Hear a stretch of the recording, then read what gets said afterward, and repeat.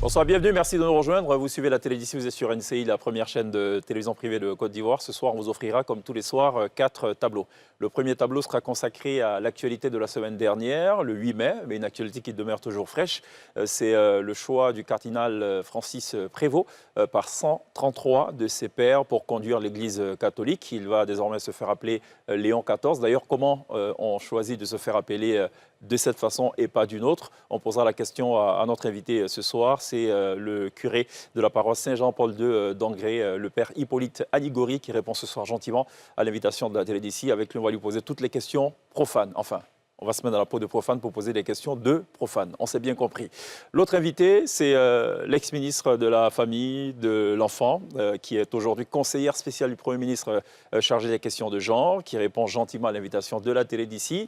Avec elle, donc, Frazi Yao, on va revenir sur un gros événement qui est attendu les 5 et 6 juin prochains à Abidjan. C'est une question d'afro-descendants, un événement plutôt international et qui repositionne encore une fois la Côte d'Ivoire sur la carte du monde. On va revenir dans le détail sur cet événement-là. Et puis, on va essayer de brosser aussi sa toute dernière œuvre en date, Eki. Ça fait un peu série télé, non? Eki, E-K-Y. Non, c'est un roman. Voilà, on va en parler forcément.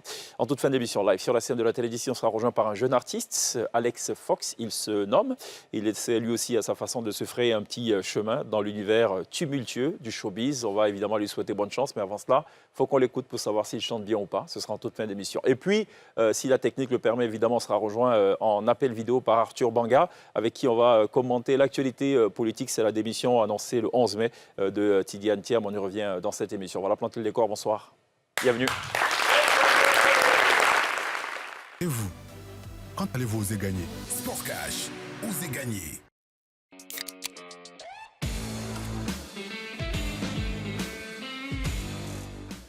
Pour vos téléchargements, vos vidéos ou vos appels, Orange est là, avec le meilleur réseau du pays.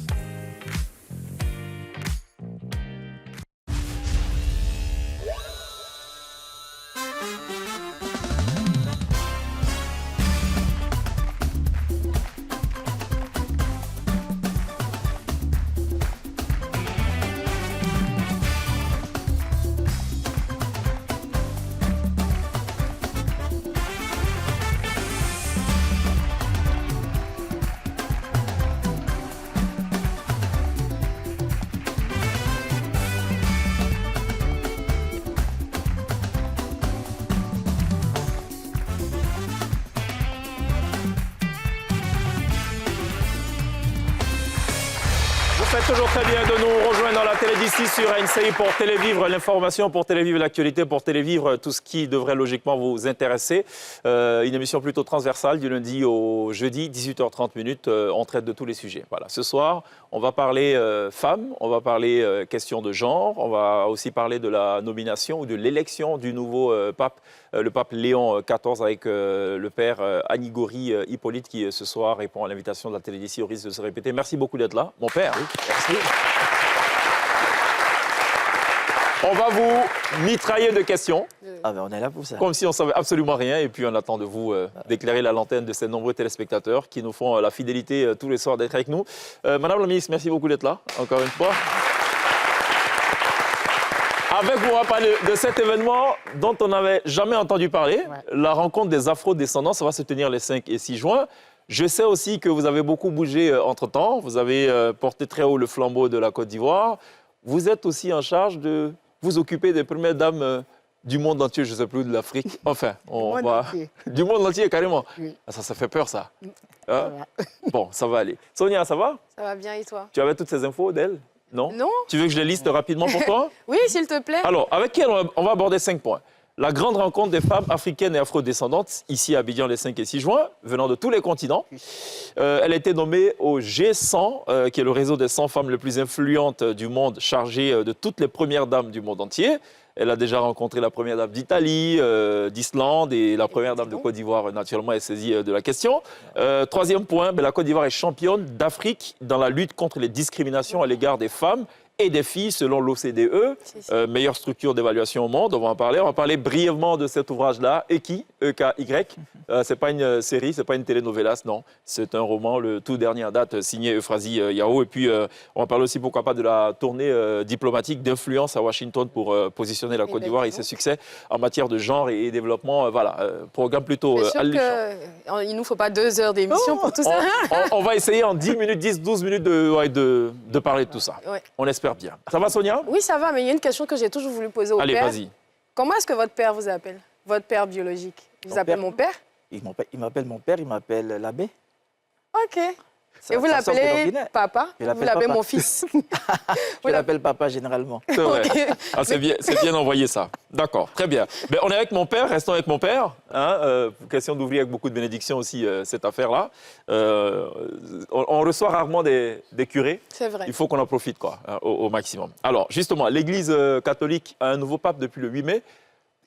Que représente le pape pour l'Église catholique?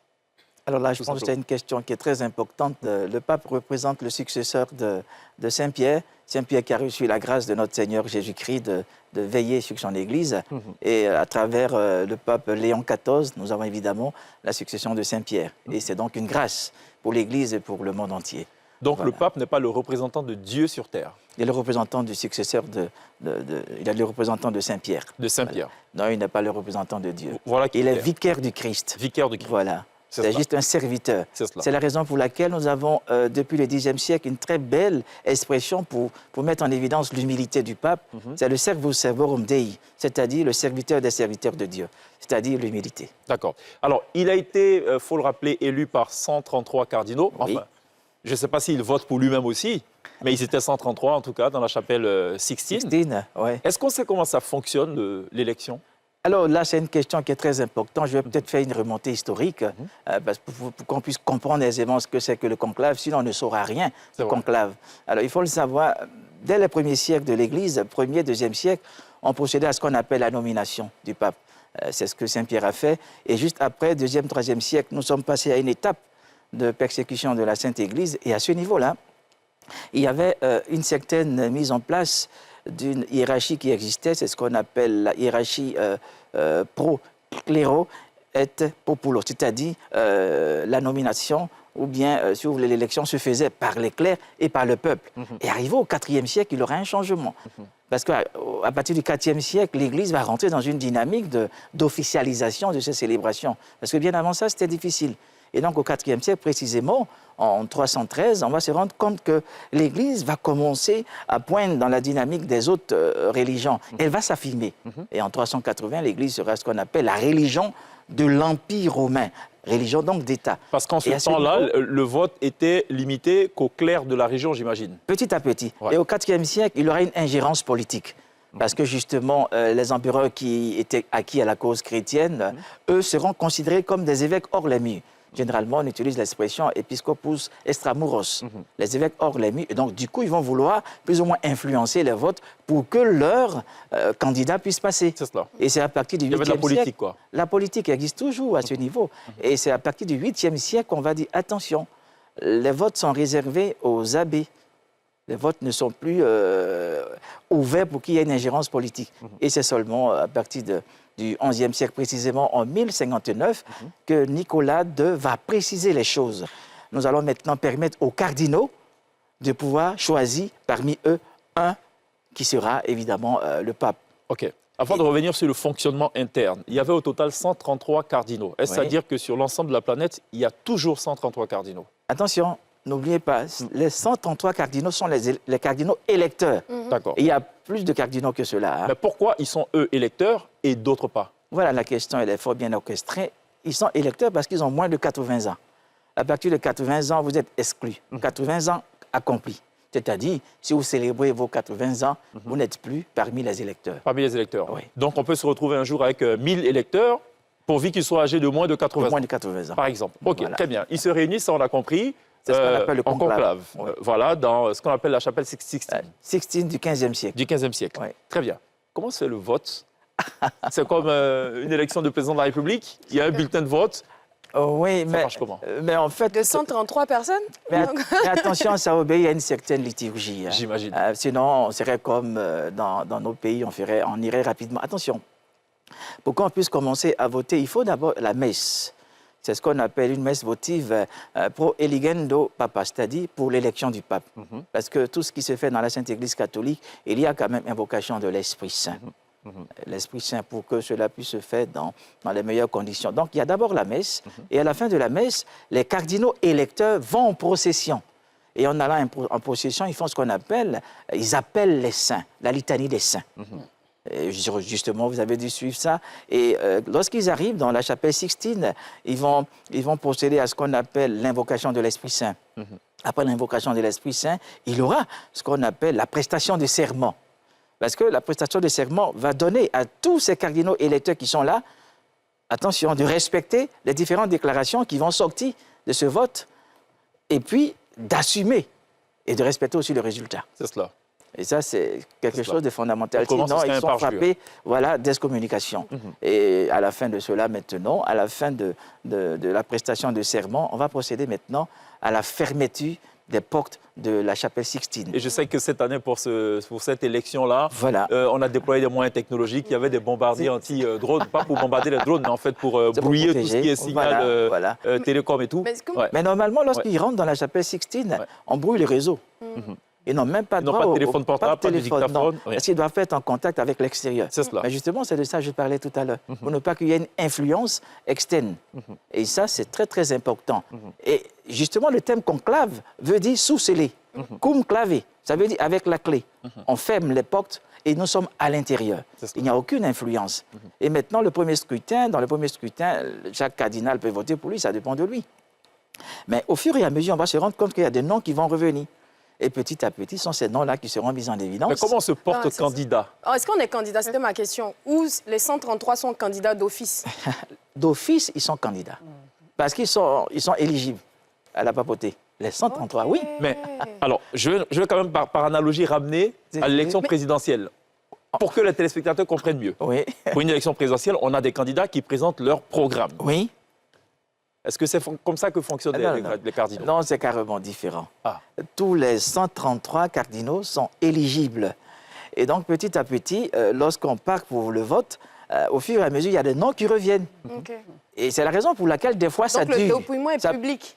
Donc, ils ouvrent... C'est à l'intérieur. Oui, non, mais je veux dire, on voit, oui. Donc, c'est-à-dire, si on dit, par exemple, l'abbé, tout le monde entend que son nom est là. Oui. OK, d'accord. Lorsqu'on finit les votes, par exemple, le premier scrutin, ce qu'on fait, on va commencer à faire ce qu'on appelle le dépouillement.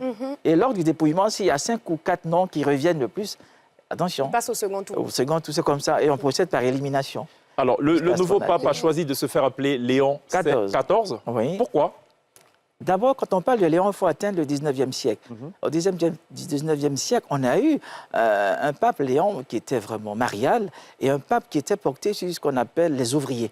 Parce qu'il y a eu ce qu'on appelle la révolution industrielle à cette époque, et malheureusement, les prolétaires étaient vraiment délaissés. Et il y avait ce qu'on appelle une flambée au niveau des riches qui existaient, parce qu'il y a eu on a créé ce qu'on appelle la machine à vapeur qui a créé donc un écart terrible entre les pauvres et les riches, et les pauvres étaient exploités. Et le pape Léon a voulu aider les pauvres. Et il a fait sortir un livre très important qui a marqué ce qu'on appelle la doctrine sociale de l'Église. On parle de catholicisme social. On a entendu parler de catholicisme social. Catholicisme social, qui est en fait l'expression de la doctrine sociale de la Sainte Église catholique, qui met en évidence l'amour et l'aide des personnes qui sont dans le prolétariat. Ça veut dire quoi? Qu'est-ce qui va changer avec ce nouveau pape? Avec ce nouveau pape, on aura plus ou moins le même esprit de Léon. Parce qu'au 19e siècle, il y avait la révolution industrielle, tandis qu'à notre époque, il y a la révolution numérique. Et donc, du coup, Léon XIV, lui, il va prendre la révolution numérique et voir ce qu'il y a de déstabilisant pour l'homme à l'intérieur. Évidemment, avec l'intelligence artificielle, il y aura des hommes et des femmes qui n'auront plus de travail.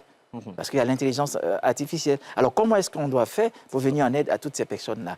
Alors, il va travailler pour la justice, il va travailler pour la dignité humaine, et il va travailler évidemment aussi pour le travail. N'hésitez pas, Euphrasie, si vous avez des questions, c'est aussi l'occasion évidemment de poser vos questions. Nous sommes entre nous en entrevue.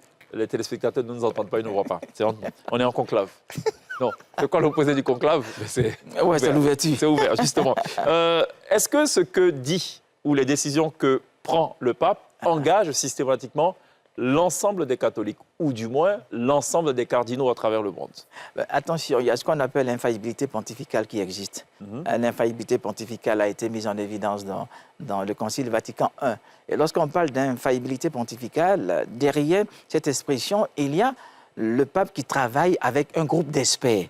Il n'est jamais seul, il travaille toujours avec un groupe d'experts. Il se réfère à ce groupe d'experts-là. C'est la raison pour laquelle, avant de prendre une décision, le pape est tenu de consulter ces experts-là. C'est la raison pour laquelle, à Rome, il y a des ministères qu'on appelle dicastères.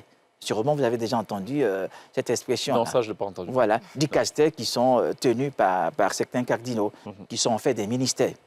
Parce que le Vatican est considéré comme un État, vous le savez. Absolument. Un État. Et donc, là-bas, on ne parle pas de ministère, on parle de dicastère. Oui. Donc, tout ce que dit le pape est C'est piloté par des experts. piloté par des experts. Voilà. Alors, il y a une prise de position de feu le pape François qui a quand même, je ne vais pas faire bouger la ligne, mais qui a suscité des réactions diversement appréciées à travers le monde. C'est par exemple celle de dire que l'Église est la maison de tous, et donc les homosexuels sont par exemple en droit de recevoir le baptême. Une position que n'a pas du tout acceptée beaucoup de cardinaux ou beaucoup d'archevêchés à travers le monde, surtout en Afrique, notamment en Côte d'Ivoire. Comment vous comprenez ça ou comment vous l'expliquez? C'est ce qu'on appelle la liberté des communautés ecclésiales. Il nous faut donner absolument une réponse par rapport à ce qui a été présenté. Ce n'est pas ce qui a été officialisé dans la dynamique de choix de l'Église. Ça a été présenté pour qu'on puisse procéder à une certaine étude des faits. C'est la raison pour laquelle il y a eu toutes ces réactions qui sont normatives et qui viennent permettre à l'Église de toujours prendre la position idoine pour pouvoir aider. Donc c'était une ses enfants. proposition. Voilà. Ce n'est D'accord. pas dans la dynamique. C'était pas une décision pour l'appliquer systématiquement. C'est la raison pour laquelle il y a eu toutes ces réactions. D'accord. Est-ce que la papauté, je ne sais pas si on dit la papauté. La papauté, ça va, ça Ok, se dit, la ouais. papauté, c'est une continuité ou c'est chaque pape, en fonction de sa vision et de son combat, qui va redéfinir les codes? Non, on ne redéfinit pas les codes parce que les codes sont déjà tracés. Hein. Les codes sont là, mais les visions diffèrent en fonction de ce qu'on vit. Parce que chaque époque a disons, ses appels, à ses faits. Donc, il nous faut rentrer dans la dynamique de l'époque contemporaine. Mais évidemment, il y a toujours des défis. Et c'est la raison pour laquelle le pape Léon, qui est là, pour lui, le premier défi, c'est le défi numérique. Permettre à ce que, à travers ce défi numérique-là, on puisse humaniser l'homme et non détruire l'homme.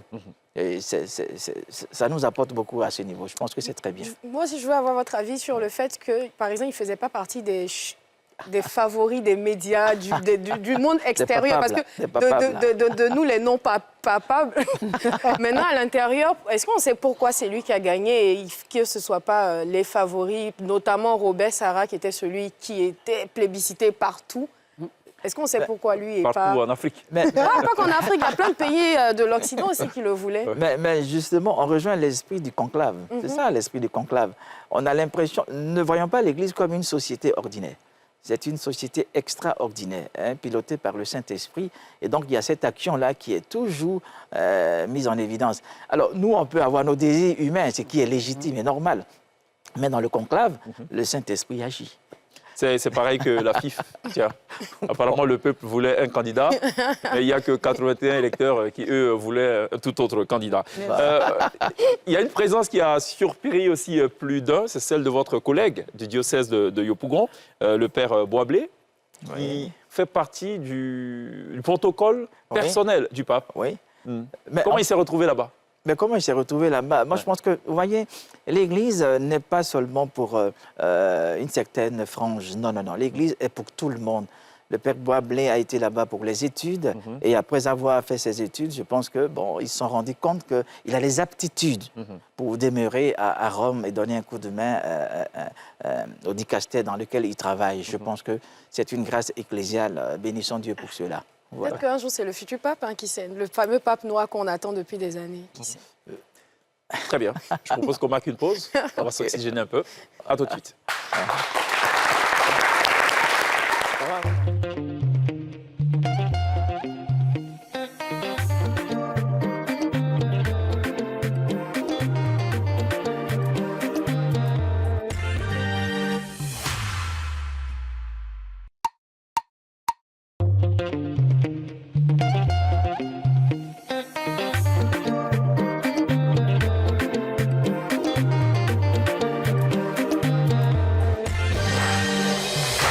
sommes de retour sur le plateau de la télévision. Il est question de l'élection du tout nouveau pape, le pape Léon XIV. On en parle avec le père Hippolyte Annie Goury. Il est le curé de la paroisse Saint-Jean-Paul d'Angré.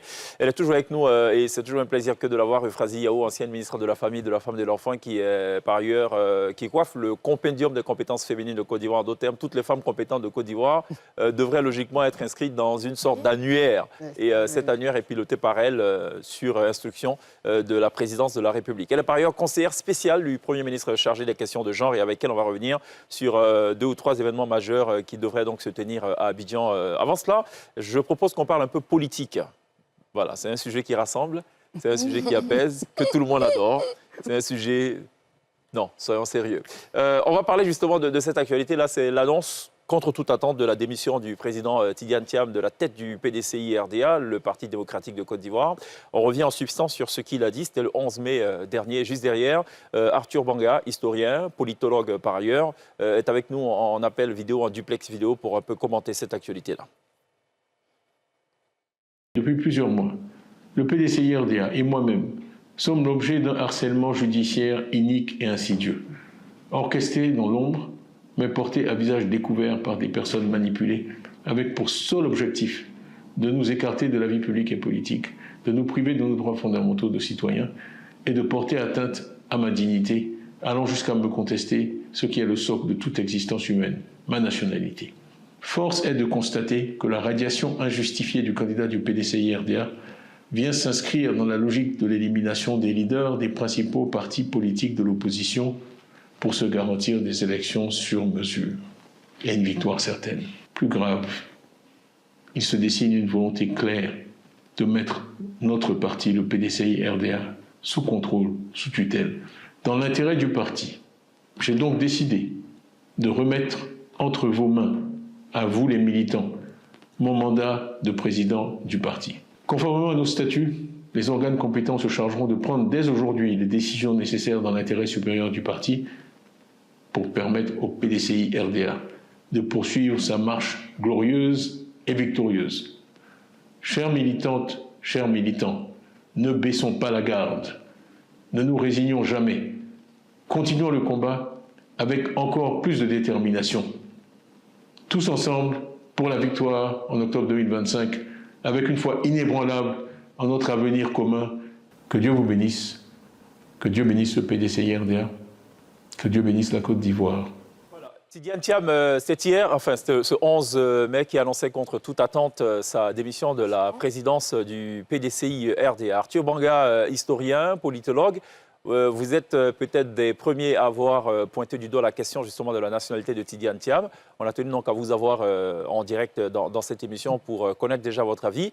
Est-ce que vous êtes surpris par cette annonce ?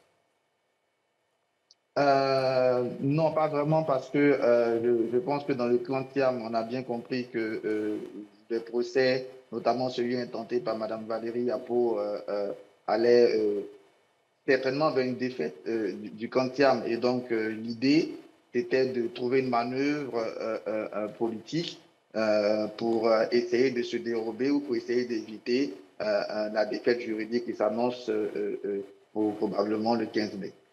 Est-ce que donc vous pensez comme certains qu'il s'agit là plutôt d'une stratégie? En d'autres termes, est-ce que aujourd'hui la justice ne peut pas ou ne peut donner raison à Valérie Yapo, encore moins la débouter, puisque finalement la personne mise en cause n'est plus ou ne sera plus en fonction? C'est ça l'idée. L'idée, c'est de se dire on va faire des procès comme on évite. Après, je ne dis pas que le procès sera forcément perdu, hein. Même si on sait que le fait que la question de la nationalité ait été déjà tranchée par le juge électoral peut donner un indice. Il y a cette inquiétude-là. Mais est-ce que ça résout totalement le problème? C'est une autre question, parce que finalement, si le procès, si Tidiane Thiam perd le procès contre Valérie Yapo, ça veut dire que toutes les décisions qui sont prises depuis le 22 décembre 2023 jusqu'au 15 mai sont nulles et de nul effet. Et donc sa démission, ou même le congrès que le PDCI-RDA espère organiser le 14 mai, n'aura aucune valeur juridique en quelque sorte. Ça ne changera pas la décision de la juge et ça ne changera pas les effets de cette décision.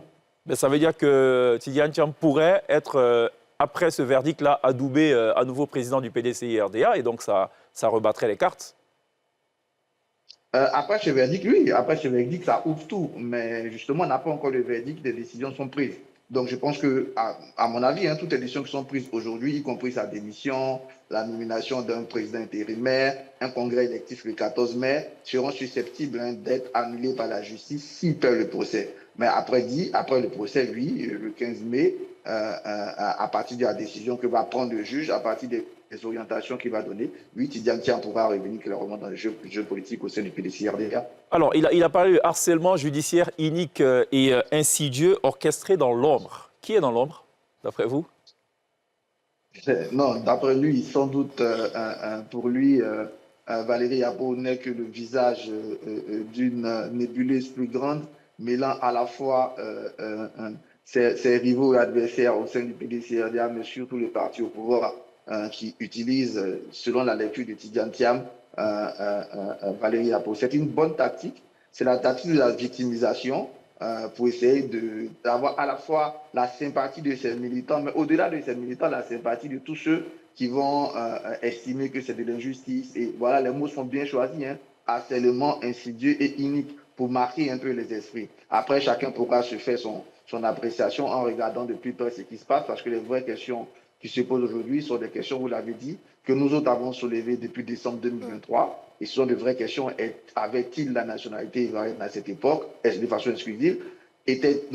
Avait-il renoncé à ses autres nationalités? Était-il membre du bureau politique du PDCI-RDA pendant plus de 10 ans? Ce sont ça les vraies questions que la justice, lesquelles la justice tranche maintenant les présenter de façon politique et politicienne comme un harcèlement juridique. C'est tout à fait logique hein, de par sa position. Je pense qu'à sa place, j'aurais dit la même chose. Alors, le verdict est attendu pour le 15 mai dans l'affaire Valérie Yapo opposée à Tidiane Thiam / le PDCI-RDA. Il le dit, peut-être qu'il a, je ne sais pas, le verdict avant l'heure. Il se décide d'une volonté de mettre notre parti sous contrôle, sous tutelle. Est-ce que c'est le risque que court le PDCI-RDA, à la vérité? Non, je ne crois pas qu'il y ait un risque de tutelle. Parce que mettre le PDCI sous tutelle, ça veut dire que le PDCI-RDA n'aurait pas d'instance, n'aurait pas de texte. À mon avis, hein, s'il perd le procès, parce qu'on ne sait pas encore s'il le perdra ou le gagnera, la juge va sans doute s'appuyer sur les statuts et règlements du PDCI-RDA. Le PDCI-RDA n'est pas encore sorti de ses cadres d'instance, ses cadres juridiques. Donc, elle va regarder les textes du PDCI-RDA et elle va demander qu'on les applique. Simplement, et dans ces textes du PDCI-RDA, c'est très clair, c'est d'ailleurs ce que Tidiane Thiam a fait hier, c'est de dire, en cas d'absence, c'est le doyen des vice-présidents qui assure l'intérim pendant 6 mois au maximum. À la personne de Ernest Nkoumomobio. Voilà, puisque Popili Boni nous a malheureusement quittés, d'ailleurs paix à son âme. Voilà pourquoi Ernest Nkoumomobio est aujourd'hui le doyen des vice-présidents et, de fait, sera celui... Le PDCI-RDA ne risque pas la tutelle, une mise sous tutelle, pas du tout, pas du tout. C'est juste, comme je l'ai dit, hein, c'est dans la stratégie de victimisation bien orchestrée, mais je pense que logiquement, le PDCI-RDA a encore des textes, encore des statuts, et la justice va sans doute, au cas où Tidiane perd ce procès-là, va demander à ce que les textes soient appliqués, et sans doute Nkoumomobio sera désigné pour assurer un intérim maximum de 6 mois. Alors, c'est le lieu de s'interroger aussi sur l'avenir, évidemment, du PDCI-RDA. Nous sommes à moins de 7 mois de la présidentielle, dont le premier tour devrait se tenir le 25 octobre. 25 octobre exactement, c'est l'échéance constitutionnelle. Alors, quand on sait que Tidiane Thiam et les principaux dirigeants du parti n'ont eu de cesse de rappeler qu'il n'y a pas de plan B, à quoi faut-il s'attendre? 2 ou 3 options. La première option, la plus optimiste pour le PDCI-RDA, c'est de dire qu'il n'y a pas de plan B et que le PDCI-RDA parvienne, soit parce qu'il a réussi à obtenir des discussions de façon constructive avec le pouvoir, ou en mettant une pression, comme ils essaient de le faire là, en alignant des meetings et sans doute quelques marches, pour contraindre à une solution politique qui mettra Tidiane Thiam, qui réintégrera Tidiane Thiam sur la liste électorale. Ça, c'est l'option la plus heureuse pour le PDCI-RDA dans cette situation. Après, il y a 2 autres options qui se posent. Soit ils maintiennent qu'il n'y a pas de plan A, B, Z, et dans ce cas-là, ils iront droit au boycott. S'il n'y a pas de solution politique pour réintégrer Tidiane Thiam sur la liste électorale, une troisième option, c'est de dire, oui, à partir du mois de juin, sans doute, où la liste électorale sera officiellement publiée, de se dire, oui, là, la messe est dite, M. Thiam ne peut plus nous représenter, et nous n'avons plus le droit de manquer à ces élections-là, et en ce moment-là, lui, le plan B, C ou Z révélera sans doute sur table. Donc je pense que c'est les 3 pistes qui se proposent aujourd'hui au PDCRDA. Succès des négociations, solution politique endossée par une loi qui réintègre Tidiane Thiam, ou boycott, ou tout simplement 3e option, plan B. D'accord. Si on part sur la 3e option, plan B, qui pourrait être les plans B? Est-ce que vous arrivez à voir dans votre boule de cristal? Non, je ne sais pas vous dire, mais le PDC, écoutez, le PDCRDA, c'est le parti qui a fondé la Côte d'Ivoire. Hein, c'est un parti pétri de talent. Ce n'est pas la première fois que le PDCRDA se retrouve dans cette condition-là. Souvenez-vous, en 2000, Henri Konan Bédié, président statutaire du parti qui était en exil, ne pouvant pas se présenter, le PDCRDA, sa convention, a choisi Émile Constant Bombé, mais au-delà d'Émile Constant Bombé, a placé plus de 6 à 7 cadres, hein, dont Lamine Fadiga, Wassé Nankone, Hassana Sangaré. Tous ceux étaient candidats potentiels pour le PDCRDA, sauf que la junte, à l'époque, a annulé toute cette dizaine de candidatures du PDCRDA. Donc, il y a des têtes fortes. Il y a un monsieur qui, même s'il est en rupture de banc, en quelque sorte, avec son parti, n'est pas encore sorti du parti, il assigne depuis longtemps sa volonté d'être président, c'est Jean-Louis Billon, mais à côté, le PDCRDA a des cadres innombrables, hein, qui sont tous présidentiels, Benjo, le maire de Yamoussoukro, on a des jeunes talents comme Yasmina Wenien. Je pense que c'est un parti qui a vraiment de la ressource humaine. Il a démontré plusieurs fois d'ailleurs. Si on a Tidiane Thiam aujourd'hui comme candidat et président du parti, ça montre toute la ressource humaine dont dispose le PDCRDA. C'est justement au nom de cette ressource humaine-là que ce serait un peu embarrassant, voire incohérent de sacrifier tout cela pour un seul homme au cas où il n'y a pas de possibilité de le réintégrer. Pour parler comme au football, il y a de la profondeur de banc. Merci beaucoup Arthur Banga, historien, politologue, pour cette intervention. Merci de partager votre analyse de l'actualité politique du côté de la maison vert et blanc de Saint-Jean, Cocody Saint-Jean. Merci beaucoup pour cette intervention. On reste dans le cadre politique, on va recevoir aussi un homme politique, c'est Charlie Bell, il s'appelle. C'est un nom qui ne vous est peut-être pas familier. Mais je redis encore le nom, Charlie Bell. Si vous inversez, ça vous donnera une piste quand même. Merci d'accueillir Charlie Bell.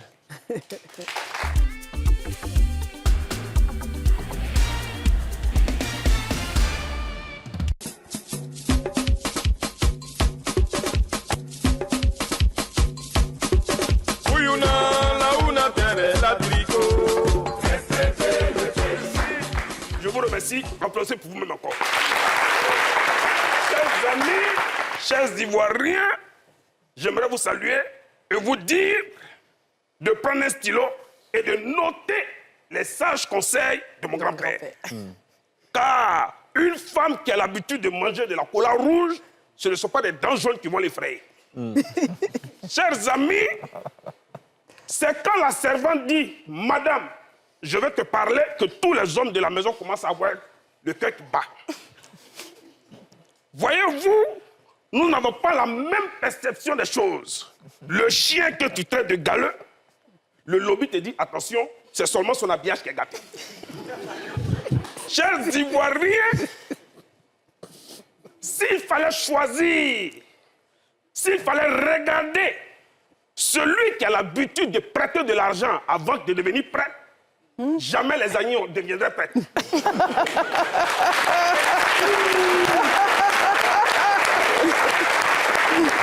Chers amis, mon grand-père m'a dit Ce qui veut dire? Ce qui veut dire, quelle que soit ta colère, sache que le visage serré ne peut pas déverrouiller un iPhone.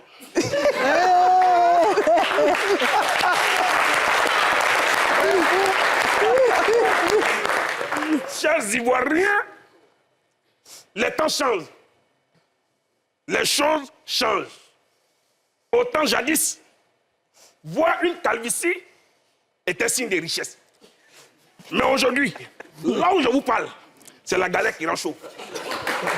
Car les gens réfléchissent beaucoup. Chers amis, je voudrais profiter pour saluer l'homme de Dieu qui est là, que j'aimerais qu'on ovationne encore. Voyez-vous, celui qui veut voir le pape, dès maintenant, commence à boire du rhum. Ouais. Nous avons beaucoup d'enfants de cœur. Mais un enfant de cœur qui a gros cœur ne peut jamais être un enfant de cœur.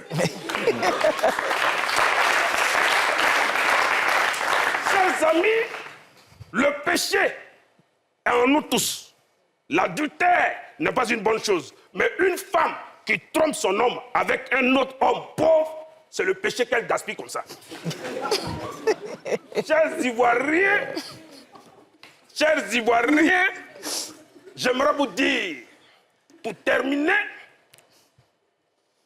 car mon grand-père m'a dit, à quoi sert la lettre H et la lettre T dans le mot haricot?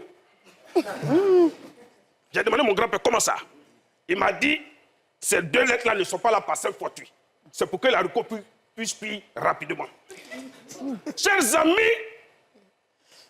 la même eau qui a vu naître le poisson, c'est cette même eau qui sert de cuisson pour le poisson dans la même marmite.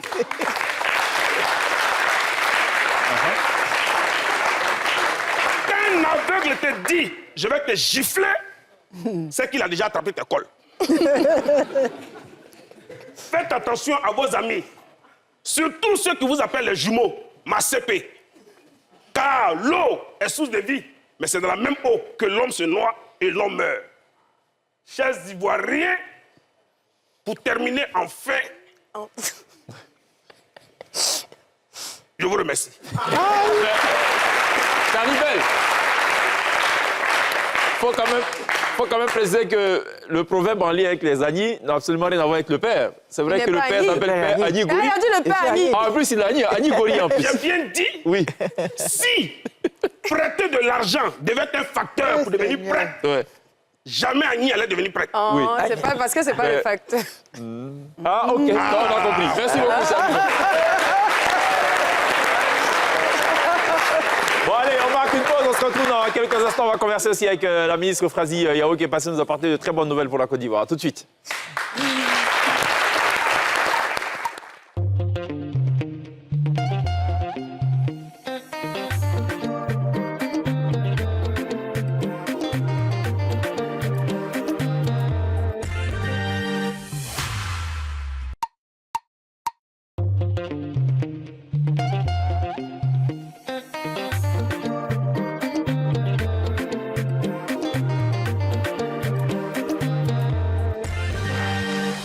Nous sommes de retour sur le plateau de la télé d'ici, toujours avec le père Hippolyte Agni Gori, qui est le curé de la paroisse Saint-Jean de Angré, c'est à Cocody, avec lequel? Pardon? Saint-Jean-Paul. Jean-Paul. J'ai dit Jean. Saint-Jean. Paul. Voilà, n'oublions pas Paul. Hein? Saint-Jean-Paul. Voilà.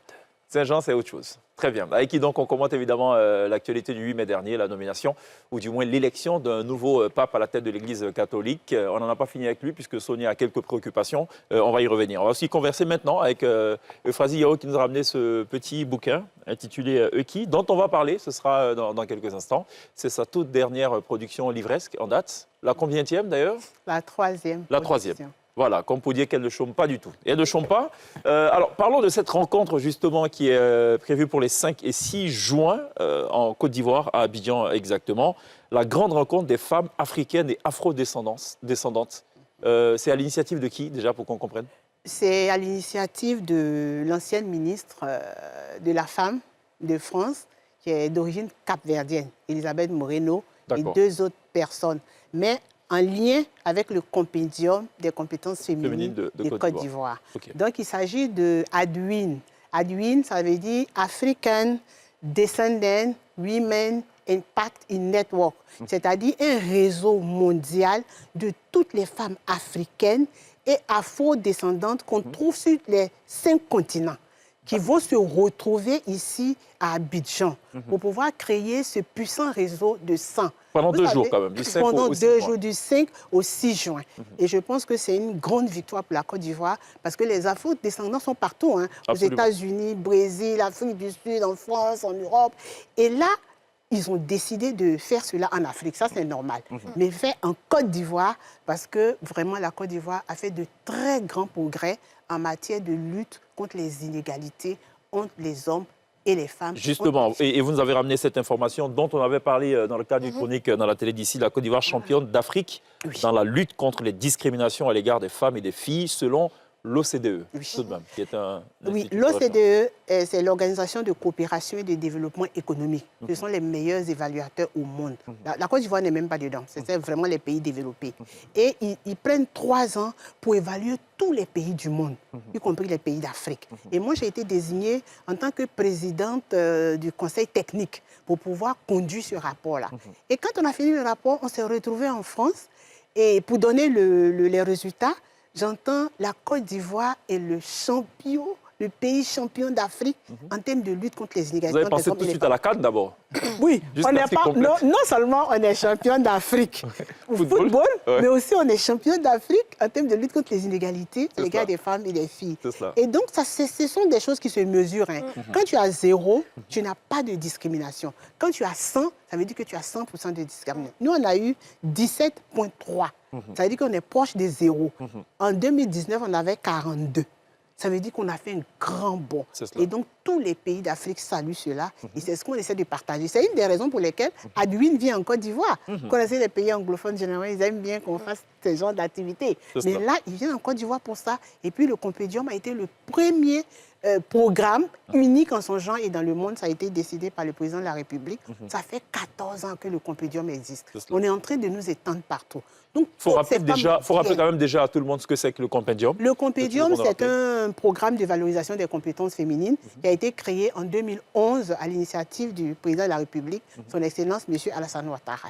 Et son objectif, c'est de renforcer la visibilité, la participation, le leadership des femmes. Et en 14 ans, en tout cas, on a créé un environnement où chaque femme se retrouve. Ça veut dire que toutes ces jeunes femmes qu'on a, par exemple, dans le public, qui ont certainement des compétences et qui ont besoin de les faire valoir ou de les faire connaître, ont la possibilité de s'inscrire. Ou qui ont envie d'être compétentes, parce qu'il y a des dévanciers qui les aident. Vous savez, le Compédium est né en 2011.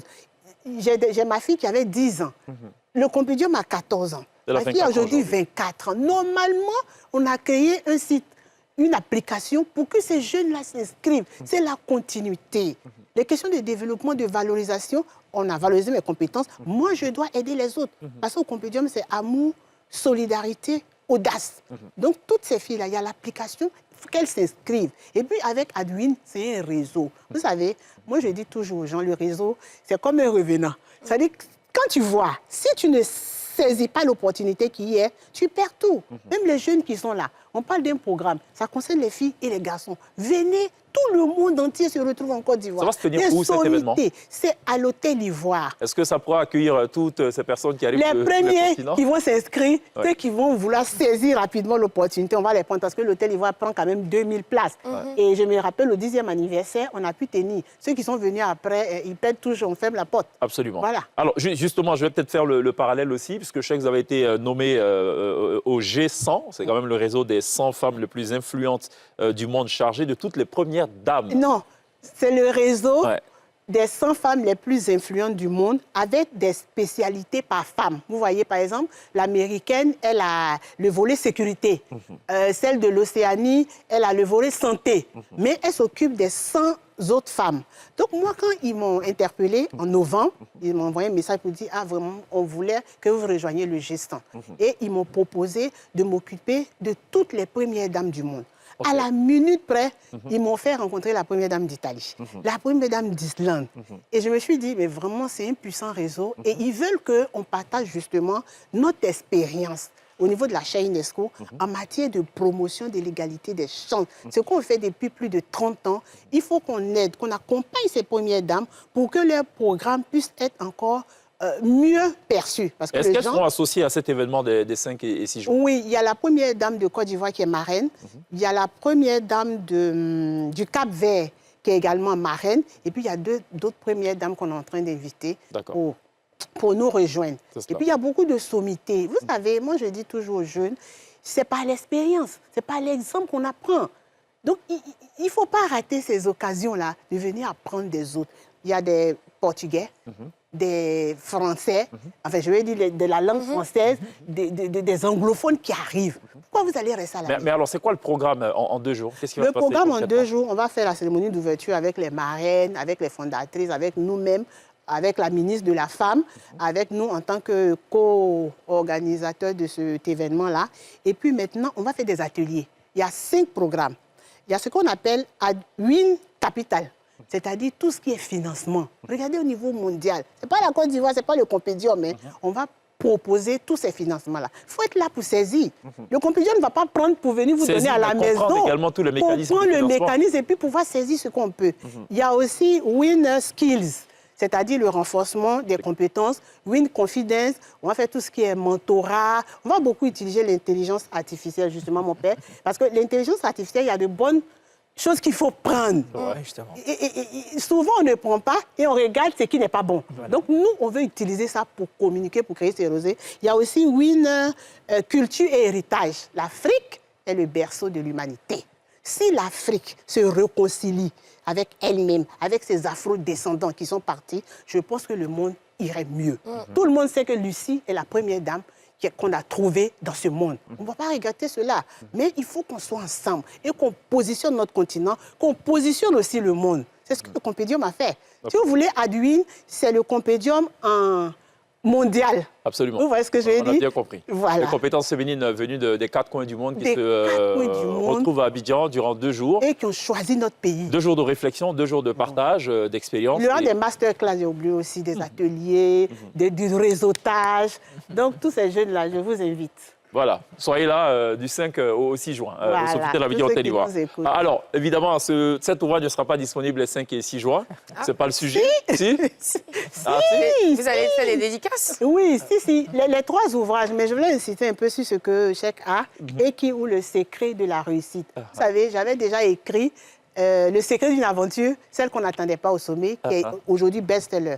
Et quand la ministre de l'Éducation a lu le livre, elle m'a appelé, elle a dit, Euphrasie, je veux que les élèves de Côte d'Ivoire lisent ce livre-là.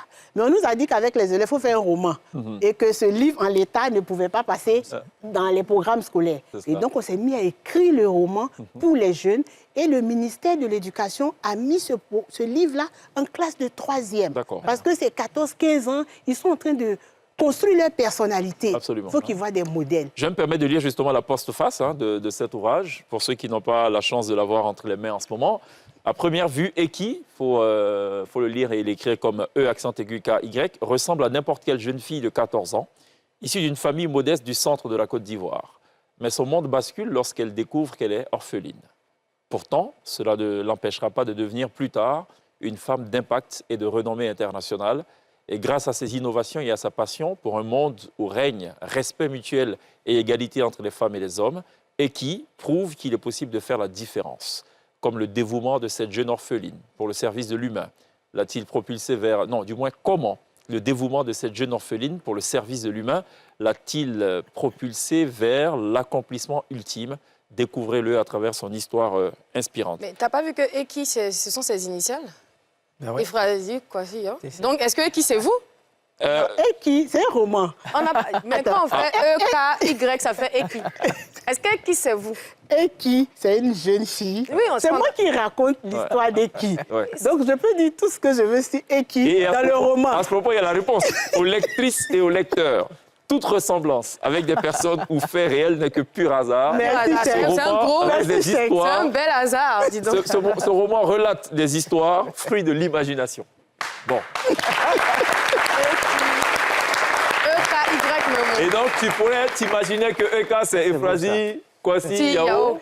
Comme elle aussi, elle peut décider que c'est Emmanuel Keïta, je sais pas moi, Yolande ou Yasmine Reda. Non, c'est qui est sûr et qui raconte le leadership, tu vois. Il faut que les enfants développent le leadership, la confiance en soi, l'amour du prochain. C'est-à-dire, ce sont des valeurs avec lesquelles Eki a réussi, et que tout le monde peut réussir. La détermination, l'audace. En tout cas, quand vous lisez ce livre-là, j'ai déjà eu des retours. Vous ne pouvez pas être comme vous étiez auparavant. Et c'est un roman, c'est pour vous, les jeunes. On sent que vous parlez avec le cœur comme s'il s'agit de vous, alors que ce n'est pas vous. C'est pas moi. Ce qui est moi, c'est le secret d'une aventure, celle qu'on n'attendait pas au sommet. Là, vraiment, c'est ma vie que j'ai racontée. Mais là, c'est pas vous. Non, ici, c'est ça, c'est plutôt le roman. C'est plutôt la version roman de la première version, mais c'est pas vous. passionné par un monde où règne respect mutuel, égalité entre les hommes et les femmes. Vous aussi. On dirait qui veut me ressembler. On dirait. Bon, allons la pub, respectons ça, c'est encore mieux. Ce sera la toute dernière halte publicitaire. Juste derrière, on a 2 petites questions également pour le père Annie Gori. Et puis on termine tout ceci avec le live du jeune Alex Fox. À tout de suite.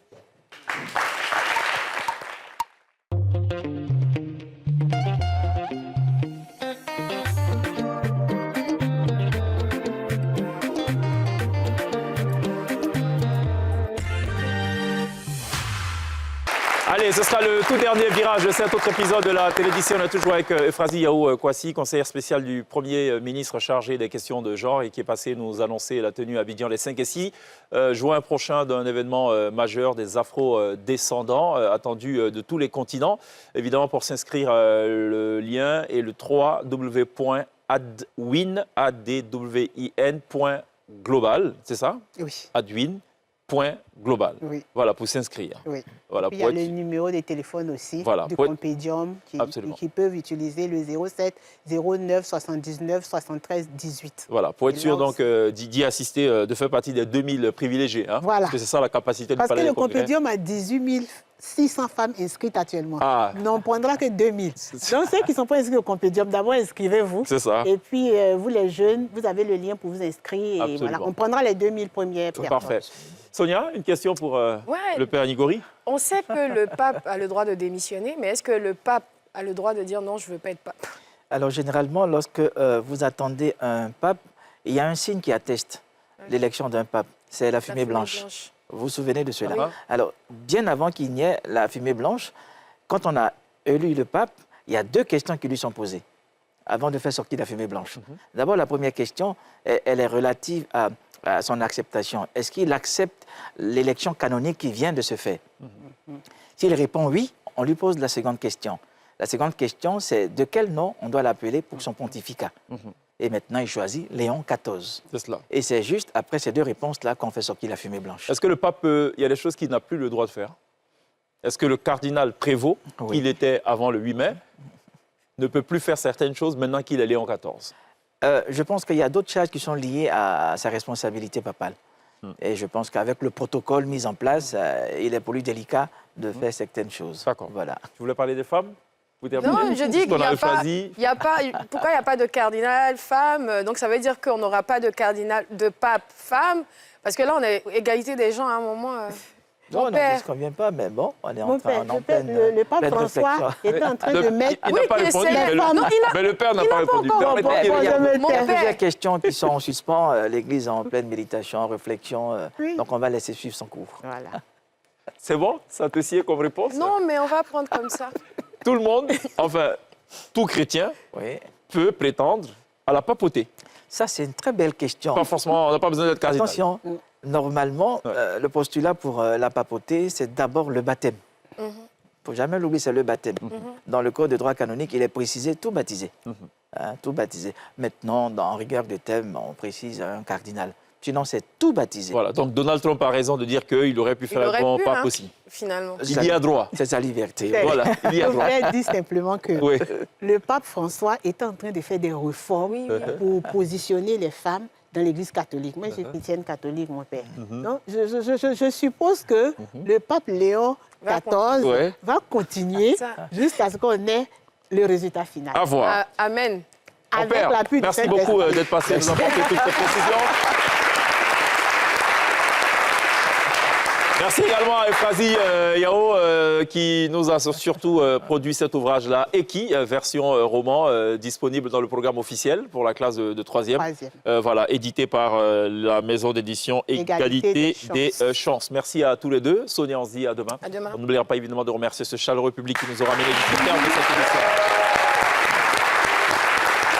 Allez, on referme tout ceci en musique comme il est presque de tradition dans la télévision. On reçoit un jeune artiste qui a décidé de se lancer dans le landerneau du showbiz ivoirien.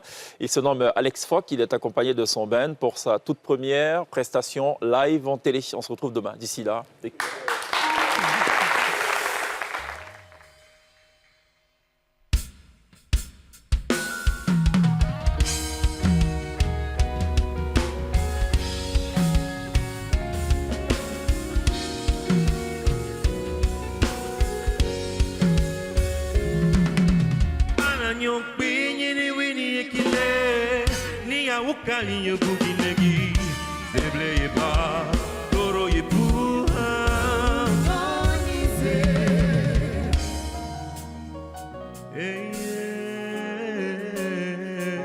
Je survivrai contre vents et marées, je survivrai. J'irai là où le vent me porte, je survivrai.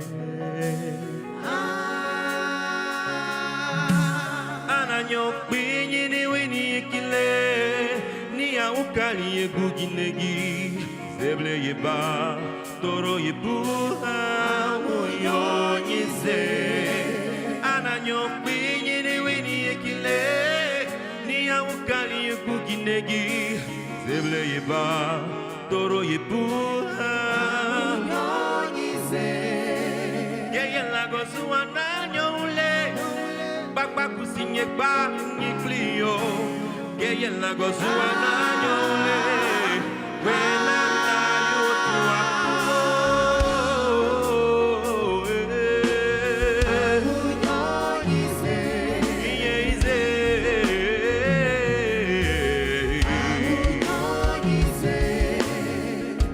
Je me souviens encore des années collège Lorsque j'apprenais le solfège Je m'étais dit au fond de moi que c'est la musique qui ferait mon bonheur.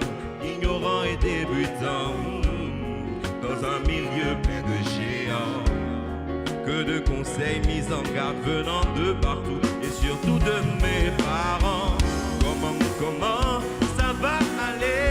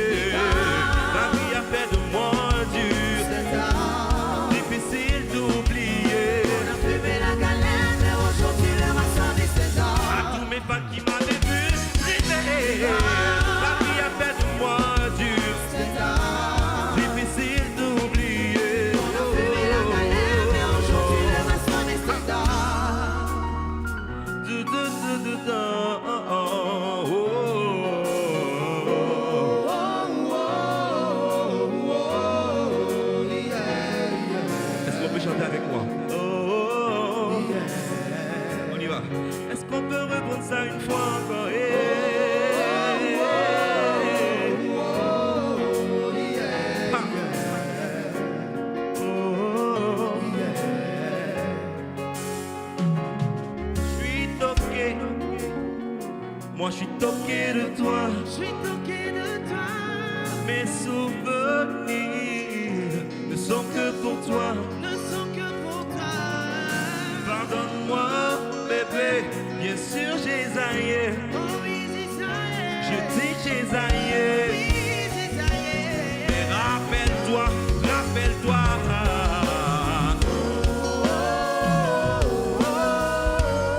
je dis rappelle-toi, tout ce que j'ai fait pour toi.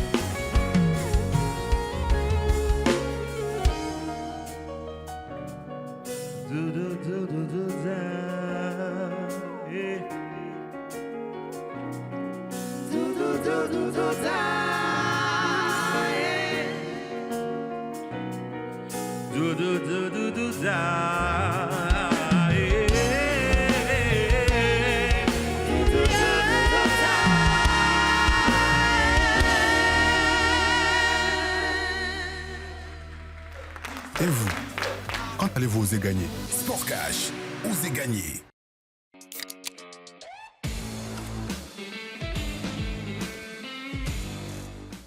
Pour vos téléchargements, vos vidéos ou vos appels, Orange est là, avec le meilleur réseau du pays.